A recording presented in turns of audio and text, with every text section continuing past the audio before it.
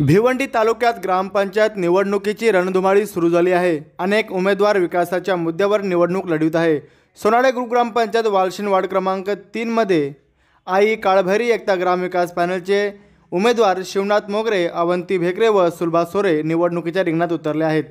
यावेळी विकासाच्या मुद्द्यावर तीनही उमेदवारांना मतदार राजाने मोठ्या मताधिक्याने निवडून देण्याचे आवाहन पॅनलचे प्रमुख यशवंतदादा सोरे यांनी केले आहे। पॅनलने ठेवलेले किती उमेदवार निवडणुकीच्या रिंगणात उतरलेले आहेत, काय सांगाल? सर्वप्रथम आई कालभैरवी मातेस नमन करू। आज आपण प्रचाराचा शुभारंभ म्हणजे नारळ फोडलेला आहे।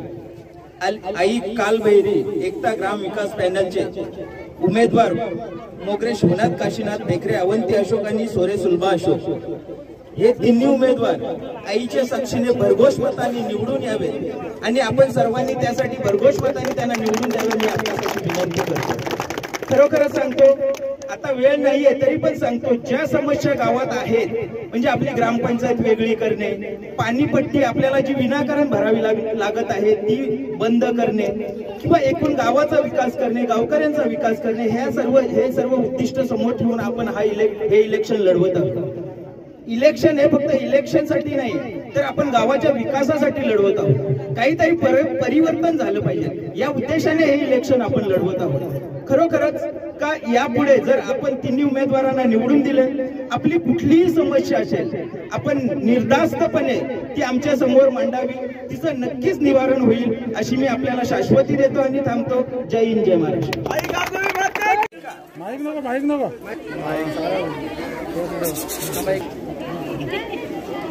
सोरे साहेब, काय सांगाल? आज निवडणूक आपण निवडणुकीच्या रिंगणामध्ये उतरलेले आहेत, किती उमेदवार आपले या रिंगणामध्ये उतरले आहेत आणि काय विकासाचा मुद्दा आपण ठेवलेला आहे निवडणुकीमध्ये?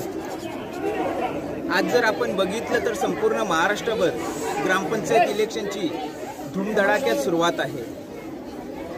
आमच्या सोनाळे ग्रामपंचायतच्या हद्दीतील वार्ड क्रमांक 3 मध्ये आई कालभैरी एकता ग्रुप विकास पॅनल मध्ये आम्ही 3 शीट उभे केलेले आहेत। अतिशय चांगल्या प्रकारे आमचा प्रचार चालू आहे। आता आपण जर बघितलं तर लोकांचा प्रतिसाद आपल्याला दिसून येईलच, कारण एवढ्या मोठ्या प्रमाणात कुठलीही रॅली आजपर्यंत झालेली नाही। जे अपोजिट वाले आहेत त्यांची परवा दिवशी रॅली झाली, परंतु मला वाटतं की याच्यापेक्षा अर्धाही प्रतिसाद त्यांना लाभलेला नाही। म्हणजे एवढ्या जणांचा जर आशीर्वाद आमच्या पाठीशी असेल तर आमचा पॅनल हा नक्की 100% भरघोष मतांनी विजयी होईल, यात माझ्या मनात तरी तीळ मात्र शंका नाही। आम्ही काही मुद्दे घेऊन या इलेक्शनमध्ये आलेलो आहोत, कारण म्हणतात ना, सत्तेसाठी नाही परंतु लोकांच्या विकासासाठी, गावाच्या विकासासाठी आम्ही हे इलेक्शन लढवत आहोत। गावात काही ठिकाणी रस्त्यांची अवस्था थोडीशी खराब आहे, पाण्याच्या काही समस्या आहेत, पाणीपट्टी ही काही उद्योगपती भरत असतानाही आमच्या गावात वेगळ्या प्रकारची विनाकारण पाणीपट्टी आकारली जाते।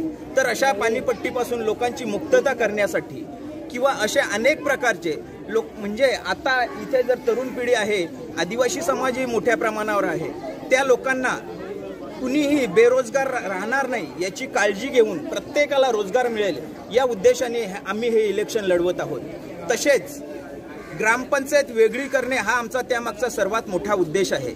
सोनाळे ग्रुप ग्रामपंचायत असल्यामुळे एक वालशिन गाव कुठंतरी म्हणजे त्याची दुर्लक्षित केलं जातं, त्यापासून वालशिन गाव हे आकर्षणाचं बिंदू ठरण्यासाठी ग्रामपंचायत वेगळी करणं हा आमचा ह्या मागचा प्रमुख उद्देश आहे।